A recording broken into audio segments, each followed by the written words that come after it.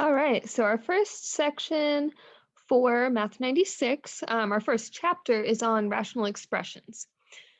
So this stuff is a little tough, but we get to get it out of the way as our first chapter.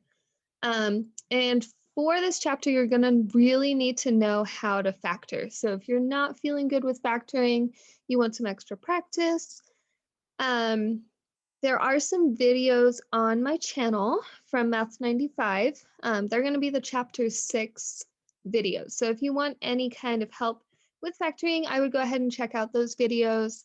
Maybe you don't need practice with all of it. You just need practice with the binomials or the trinomials. You can go ahead and look at those.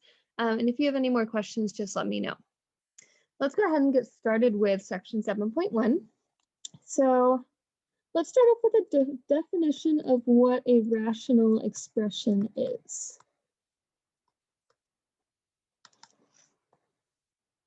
So a rational expression it's basically a fraction. So it's going to be in the form P over Q. Sorry, my handwriting is going to be a little rough on here at times. If there's anything that you can't read on here, just go ahead and send me a message and I'll let you know what it says. So it's going to be in the form of P over Q, so a fraction, where P and Q are polynomials. So some examples, something like 9x over y plus 3. The ones we're usually going to be working with are going to have the same variable, but they can have different variables. Or something like 2m cubed over 8. So even though 8 doesn't have any variables, it's still technically a polynomial. It just has an x to the 0 power. Because remember, that's 1. All right, so first thing we're going to do is evaluate rational expressions. And so this is something we've seen before, evaluating expressions, but we haven't seen evaluating rational expressions. But it's going to work exactly the same. So we're just going to jump straight into an example here. We're told to find the value for the expression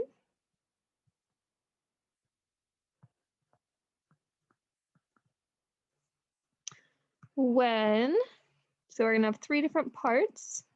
X equals -3, part B, x equals 0, and part C, x equals 3.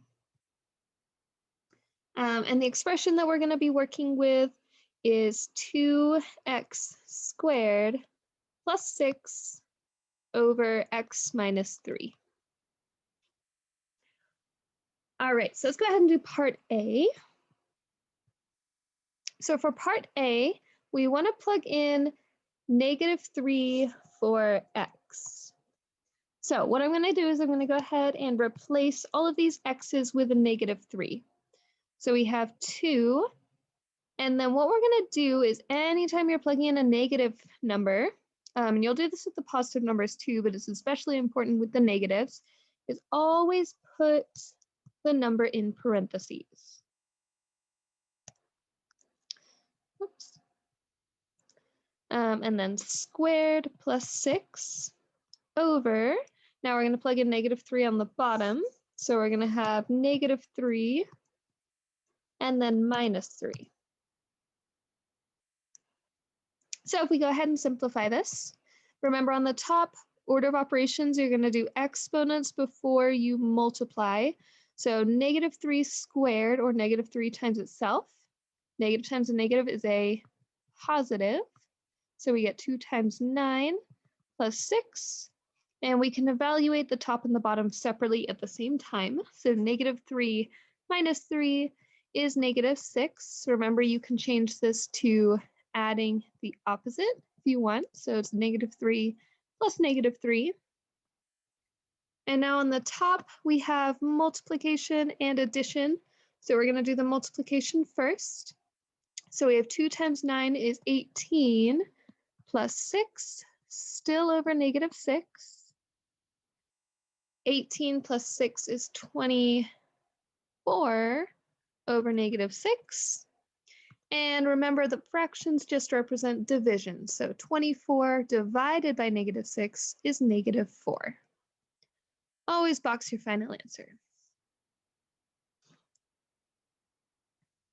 All right, so what I'm going to recommend, since these videos aren't live, but so that you can still get practice without just kind of watching me do every single step, I would recommend pausing, trying parts B and C, and then checking your answer with mine.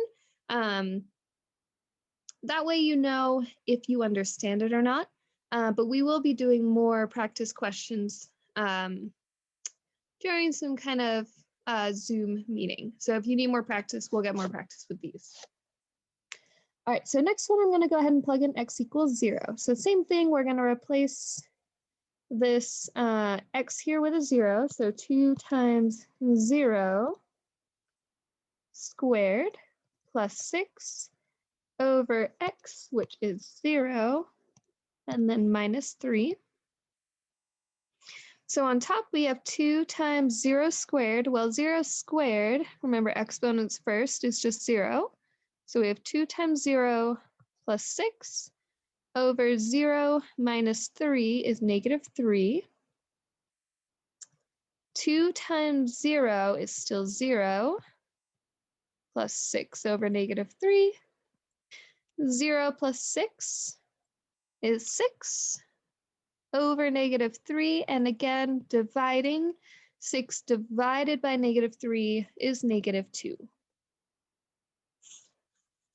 Hopefully these aren't too bad so far. Haven't gotten into the factoring quite yet. So part C, x equals 3, same thing again. We're going to plug in 3 for x. So we have 2 parentheses 3. And then we're squaring that, plus 6 over x minus 3. So x is 0. Whoops, sorry, x is not 0 in this one. X is 3.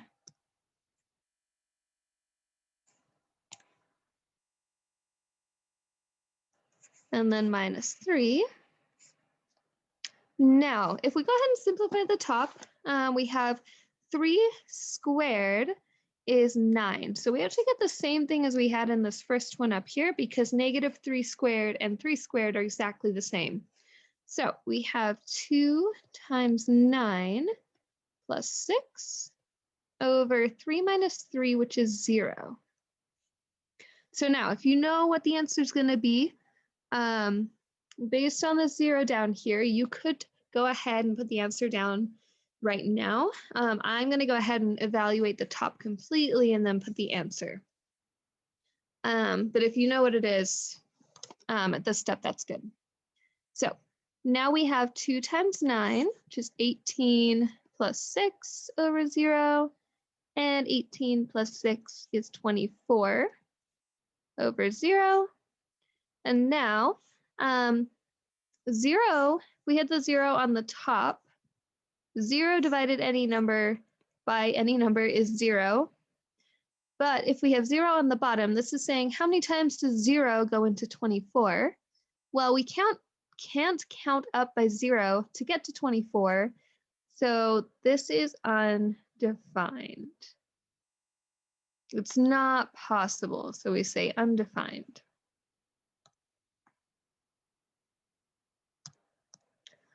All right, so that's the first little part of this section. So going off of what we just saw in part C with 0 in the denominator, this is going to come into play in our next set of examples here, determining when a rational function is undefined. So one little note I want to make is that the numerator can be any number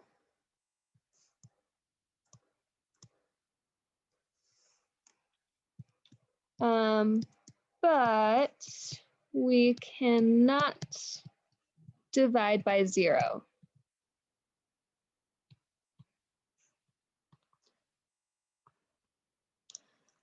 So we could have any other number in the denominator except for 0. And so our next little part of the section is on determining when a rational function, or sorry, rational expression is undefined. So undefined being just like what we just saw when we had 0 in the denominator, because we can't divide by 0. So a couple of steps here. First thing we're going to do is set the denominator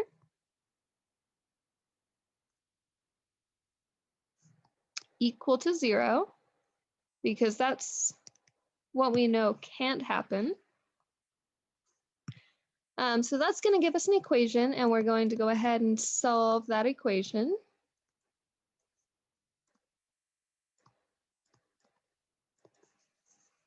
And then finally, the solutions of that equation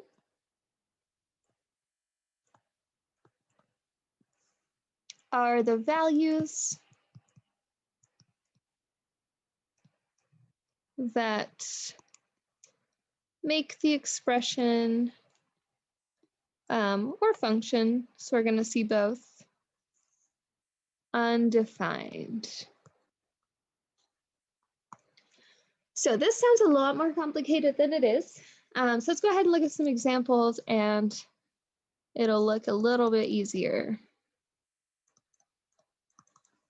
All right, so for these examples, we're told to find the values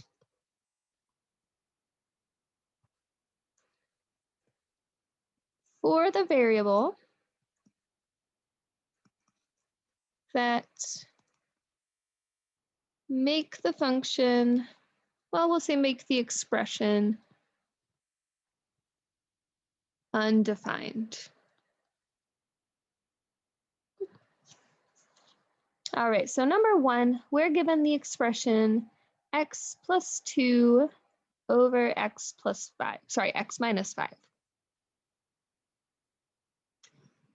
All right, so we know that the numerator could be any number possible. It could be a positive, it could be negative. We can have a 0 on top.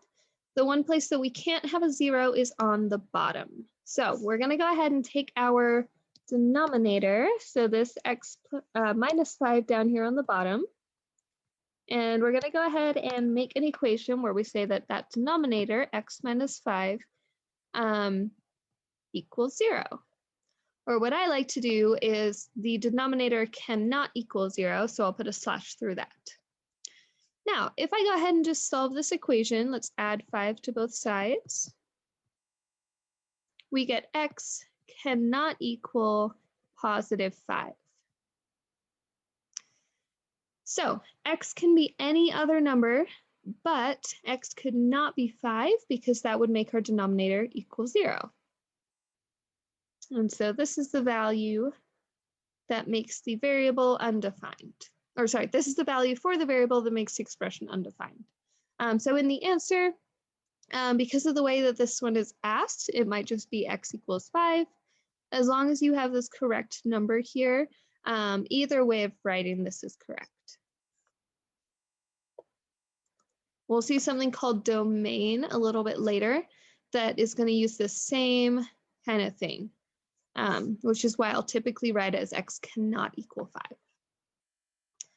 All right, number 2, let's go ahead and try 3r over r squared plus 6r plus 8. So again, we're going to take our denominator and we're going to set it equal to 0 because we know that the denominator is going to give us our values. Whoops, it's not an x, it's an r. For the variable that makes the function or expression undefined. And this one I'll just set equal to 0 instead of doing not equal to.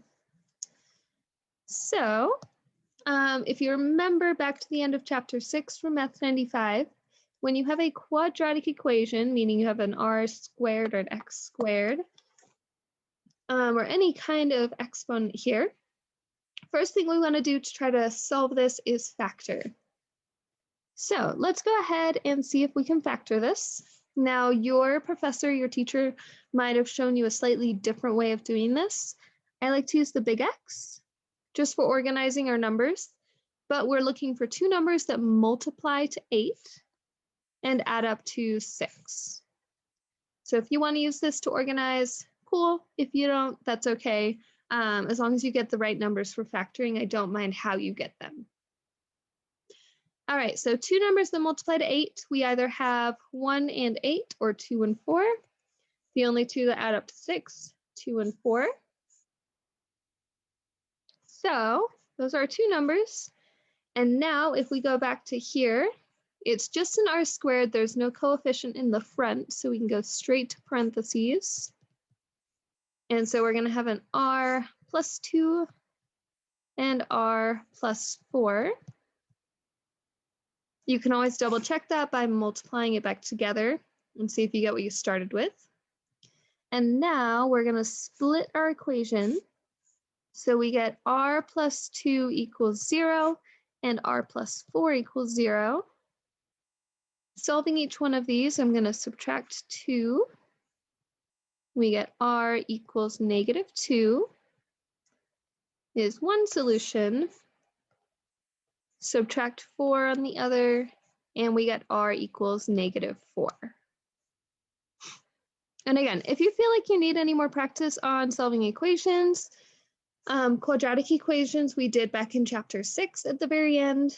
Regular equations would be back in chapter 2. All those videos are on my channel here on YouTube, so if you want to look at those, they're there for you if you need them. All right, so that one we had two values that can't work, that we can't plug in for r because it makes the denominator 0. I'll go ahead and put number 3 over here. This last one, we have 4 over 5t. So let's go ahead and take our denominator and set it equal to 0. Because again, we're finding where it's undefined. So 5t equals 0. And with this one, all we have to do is go ahead and divide both sides by 5. So we get t equals 0 divided by any number is 0. So this one, anytime you don't have any addition or subtraction on the bottom, you just have this multiplication going on, you're just going to get 0 for your number. That makes the denominator equal 0. Okay, now let's go ahead and take a look at something a little different. And this is really important. You're going to see this for the rest of this chapter. So this goes back to reducing fractions. And actually, before we get to reducing fractions, I do want to show you one more example kind of related to what we were just looking at with undefined expressions. I want to show you this one just because it shows up on your homework. Just 1 or 2 questions. It's not very common, but I want to make sure you guys see it. So for this example, we're told to find the value for x that makes the expression x plus 4 over x minus 3 equal 0. So for this one, we don't want to know when this is undefined. Undefined means we're dividing by 0. That's why we set our denominator equal to 0. For this one, we want to know when this expression is equal to 0. So if we think about when we get 0 as an answer, we get 0 as an answer when we have 0 divided by some number, let's say 5. So for this one, what we're going to do is set the numerator equal to 0.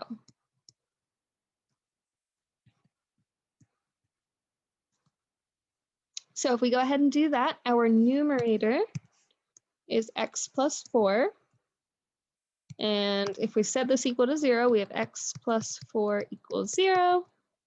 Solving this, subtracting 4 from both sides, we get x equals negative 4. And sure enough, if we were to plug this in for x, on the top we would have negative 4 plus 4 over negative 4 minus 3. Negative 4 plus 4 is 0. Negative 4 minus 3 is negative 7. And this still just gives us 0. So you can always check just by plugging these back in. All right, now let's go ahead and look at reducing fractions. And we're actually going to be looking at simplifying rational expressions. But just a little bit of review first on reducing fractions because they kind of go hand in hand.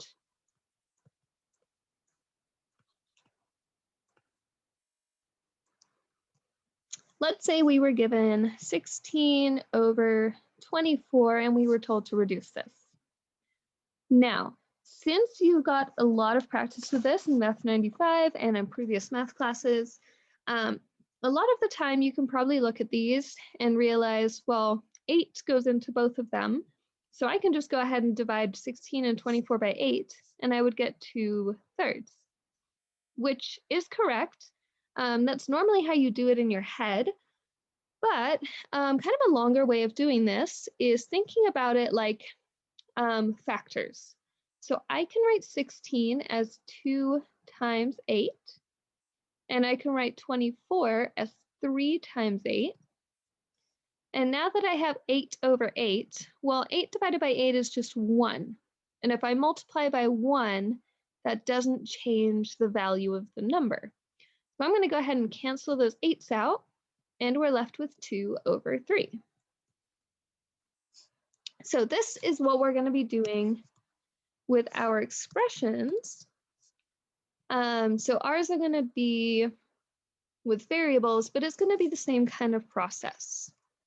So simplifying rational expressions. And like I said, you're going to be doing this all throughout chapter 7, because if you remember with fractions, if you ever got a fraction as an answer, you always wanted to reduce it. Same thing with rational expressions, you always want to simplify a rational expression at the end. So this is the same thing. Ooh, I cannot write today.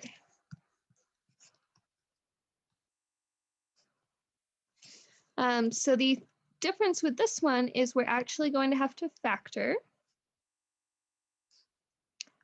and then cancel.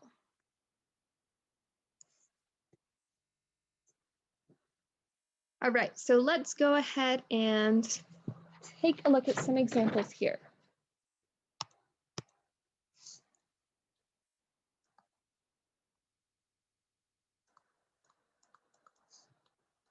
So all we're told to do here is simplify. So we want to take something that's a little bit more complicated and simplify it down until we have less terms, probably lower exponents, just kind of reduce it all down. First one here, we have 5x to the 4th over 15x squared. So now for this one, there isn't actually any factoring for us to do because we only have a single term on the top and a single term on the bottom. So because there's no factoring and everything is joined by multiplication, we can go ahead and start canceling straight away. So what we're going to do is we're going to look at the numbers first. We have a 5 and a 15. We can reduce 5 and 15 to a 1 and a 3. So I'm going to do it right here in this fraction. So this 5 becomes a 1. This 15 becomes a 3. And now depending on how your professor taught division with variables, I like to think of it like canceling out some x's. We have 4 x's on the top, 2 x's on the bottom. So if you think about how many you can get rid of from each, has to be the same amount. I have 2 on the bottom that I could get rid of completely. And if I get rid of 2 on the top, we're going to be left with 2 of them, so an x squared. The other way your professor or teacher might have shown you that is subtracting the exponents. 4 minus 2 gives you 2. I just like canceling x's better because then you know exactly where the x's are going to end up. All right, so if I go ahead and look at what's left, on the top we have 1 and an x squared, so just x squared. And on the bottom we just have a 3. And so this one is completely simplified. These ones with single terms usually aren't too bad. They just get a little bit more complicated when we have factoring to do. Number 2, this one is already factored for us. This one we're given n plus 1 times n minus 1 over n plus 1 squared.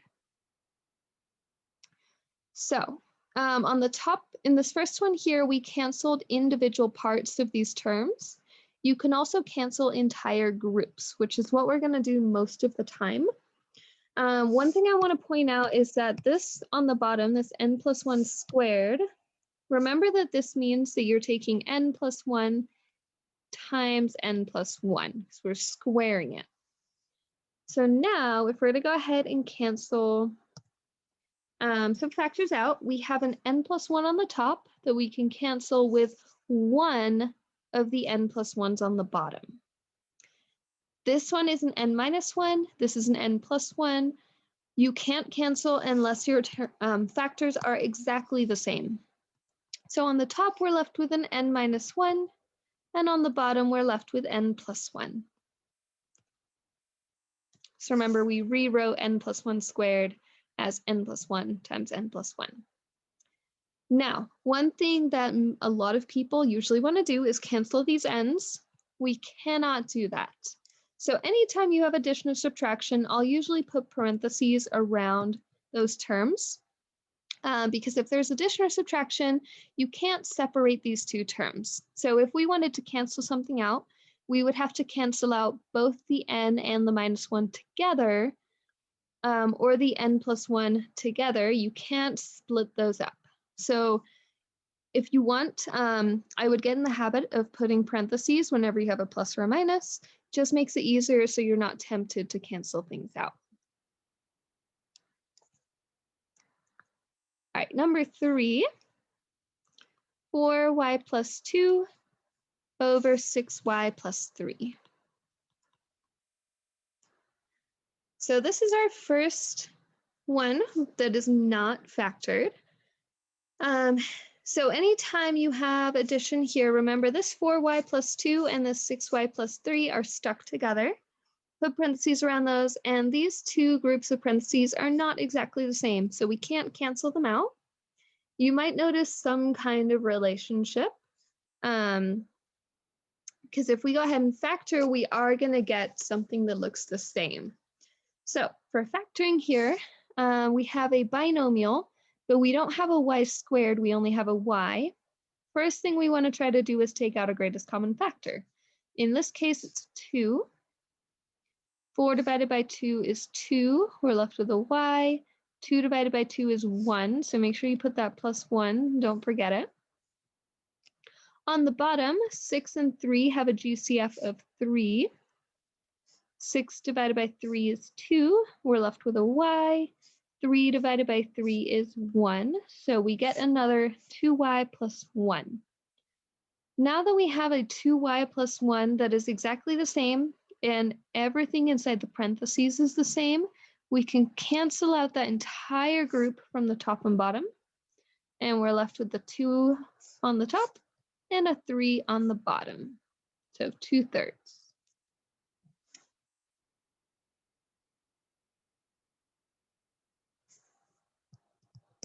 Number 4, x squared plus 4x plus 4 over 4x plus 8. All right, so first step is always to factor. So remember, these 4x's can't cancel because we have addition next to them. These are all stuck together. Put in those parentheses if you think you're going to forget that. So now, if we go ahead and factor the top, we have a trinomial. So I'll always use the big X, but again, it's up to you. This is just kind of a good way to remember how to factor. 3 terms, no coefficient in the front, so it's pretty nice. We can go ahead and find 2 numbers that multiply to 4, add up to 4. It has to be a 2 and a 2. The only other 2 numbers are 4 and 1, and those add up to 5, not 4. And again, no coefficient in the front, so we're going to go straight to our 2 parentheses. We have x plus 2 times x plus, oh, my pen's being all weird. X plus 2. And on the bottom, these 2 terms, if we take out a greatest common factor, we can take out a 4. Get rid of that 4 from the front, or the first term, and we're left with x. And then 8 divided by 4 is 2, so x plus 2. So now, if you notice, we have an x plus 2 on the top. We actually have 2 of them, and 1 on the bottom. You can only cancel 1 factor for 1 factor, meaning if I cancel 1 x plus 2 on the bottom, I only get to cancel 1 x plus 2 on the top. Can't cancel both of them. So our final answer here, we're left with an x plus 2 on the top. Again, if you want to keep those parentheses to know that those are stuck together, I would do that. And we have a 4 on the bottom. Again, can't reduce the 2 and the 4 because that 2 is stuck with the x.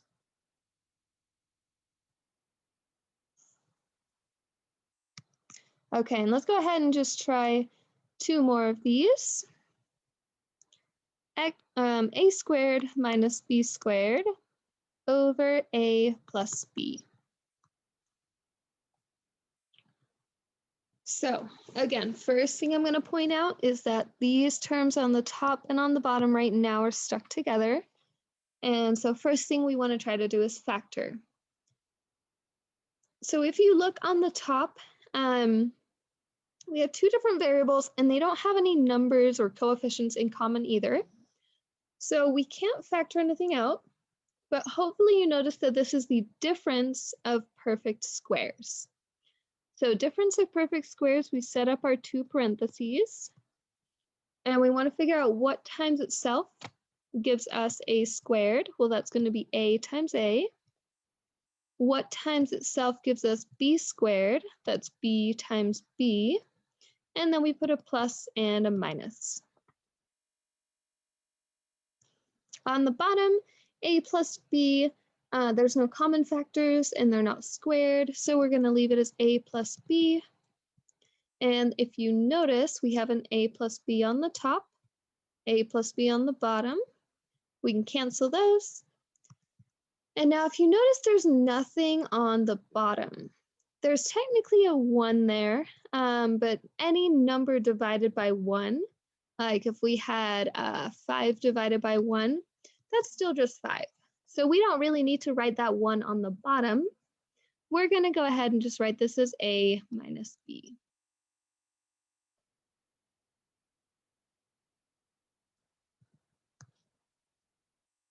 All right, and then number 6 here.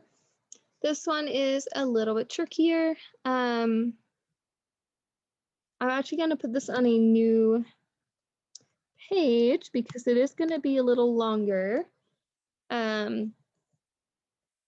So if you still need to write this stuff down, pause. I'm going to clear it and put on a new page down. All right, number 6, 20x squared plus 9x plus 1 all over 20x squared minus x minus 1. All right, so again, addition on the top and subtraction on the bottom means these are all stuck together. We can't just cancel out these 20x squareds because of the addition and subtraction that comes after them. So just like normal, first thing we want to do is factor. So I'll go ahead and write that problem over to the side and I'll factor down here. Let's factor 20x squared plus 9x plus 1 first. 3 terms, so I'm going to use the big X. This time we have a number in front of the x squared, so we have to multiply the 20 and the 1, which is 20, and then we add up to our middle term still, so just like usual. So two numbers that multiply to 20 add to 9. If you list out your factors of 20, we would get 4 and 5. Now, let's go ahead and split the middle term. So we're going to keep the 20x squared. This 9x is going to become a 4x and a 5x. Doesn't matter which one goes first. So plus 4x plus 5x. Make sure that you don't lose the plus 1 at the end. And now we group the first two and the last two. And I like to leave the plus sign in between because we're still going to be adding something when we factor it out from the second group. All right, so if we look at our first group here, we can factor something out from the coefficient. So 20 and 4 have a common factor, or a greatest common factor of 4. They both have an x, and the most number of x's we can take from the second term is just 1x. So remember the trick with finding how many x's you can take out is just your lowest exponent. Now, our first term here is going to become 20 divided by 4, which is 5.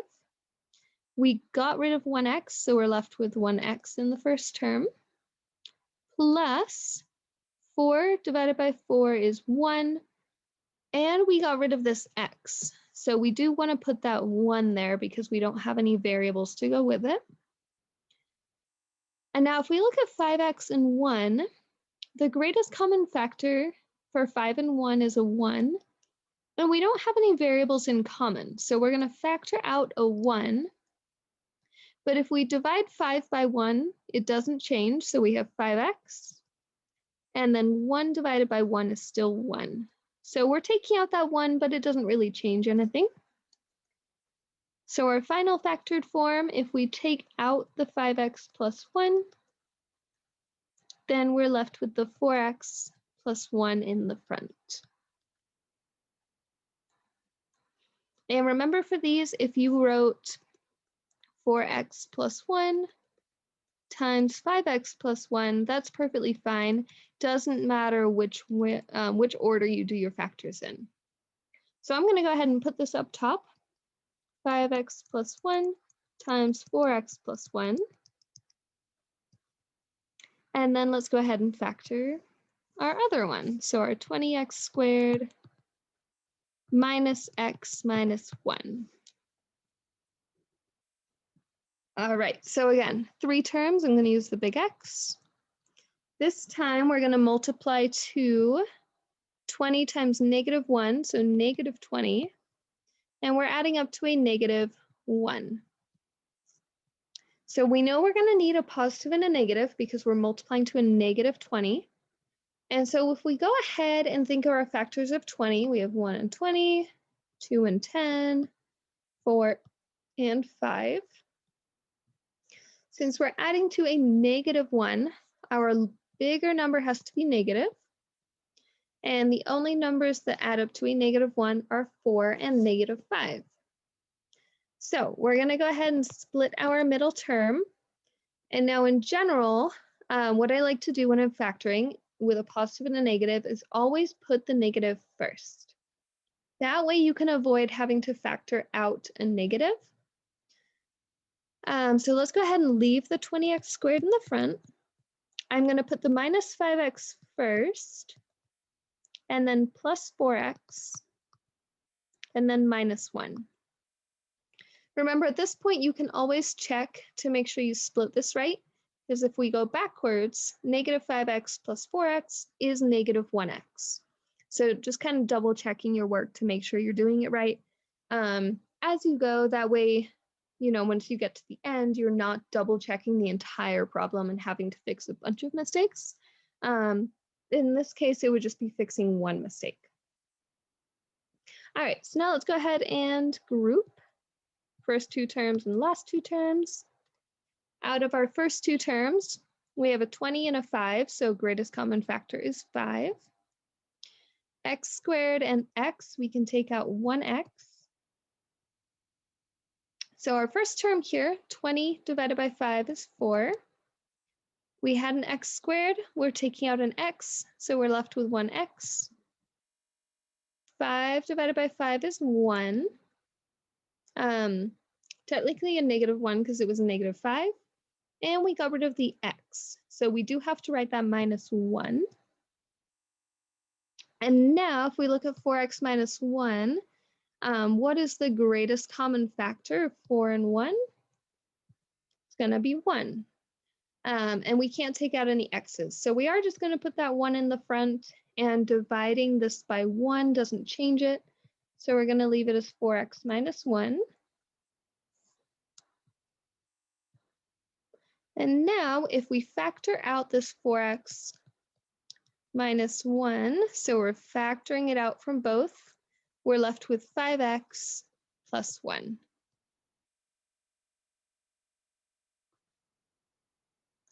And so I'll go ahead and put this up top, 4x minus 1 and 5x plus 1.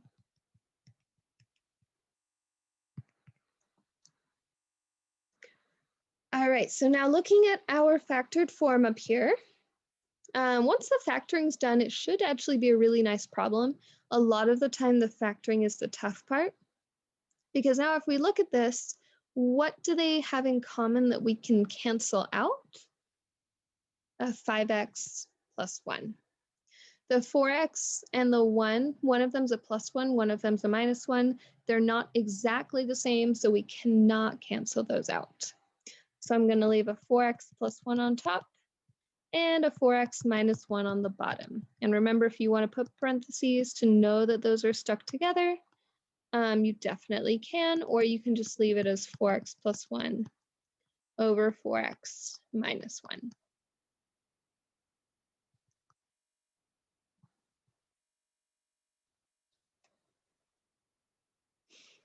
All right, so one last little thing for this section. And this is still to do with simplifying, but this is for reducing opposites.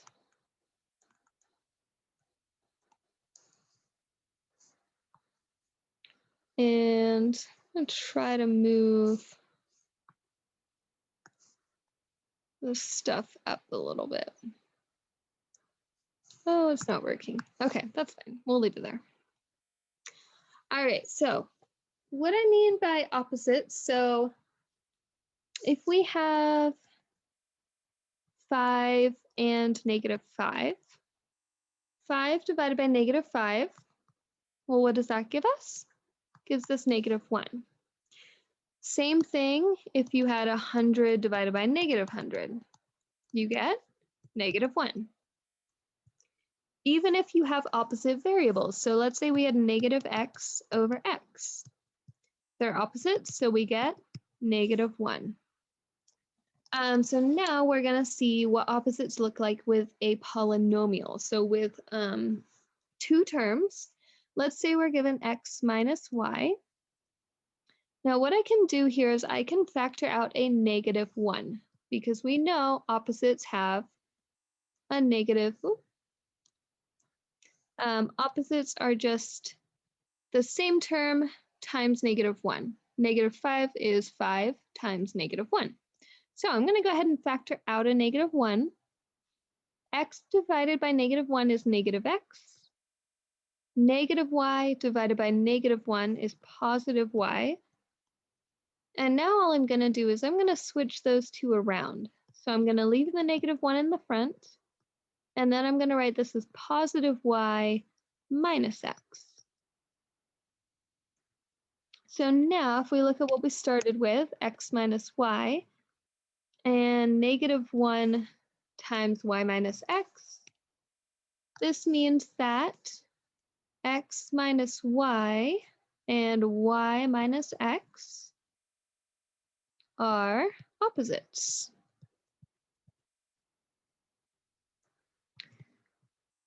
And so we know that when we divide opposites, we get -1. So if we go ahead and take x minus y divided by y minus x, we get -1. No matter what terms you have here. So let's say you had 6x squared minus 2x over 2x minus 6x squared. As long as you have the same terms being switched around with a subtraction sign in between, these are opposites and you get -1. So you'll just see one of these questions on your homework for 7.1, but they do show up sometimes. You will see it again a little bit in section 7.2,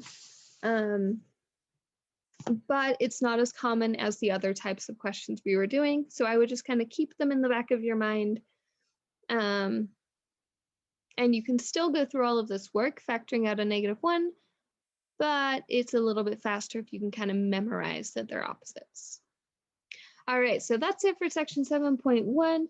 The next video will be section 7.2, and we'll be multiplying and dividing rational expressions.